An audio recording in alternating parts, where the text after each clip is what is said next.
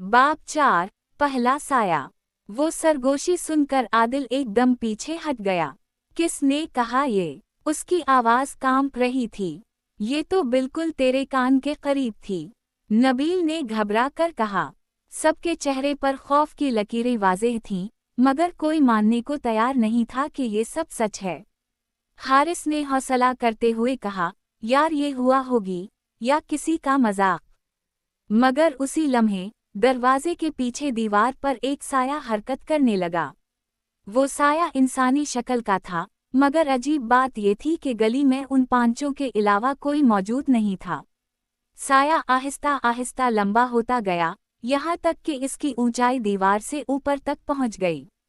फिर वो साया दीवार से अलग होकर जमीन पर गिरा, जैसे कोई हकीकी वजूद हो। शायान ने खौफ से पसीना पोंछते हुए कहा, यार, ये क्या है? साया अचानक तेजी से उनकी तरफ बढ़ा। इसकी रफ्तार इतनी ज्यादा थी कि आँख झपकने से पहले ही वो आदिल के बिल्कुल करीब आ गया। फिर एक लम्हे के लिए सब कुछ खामोश हो गया।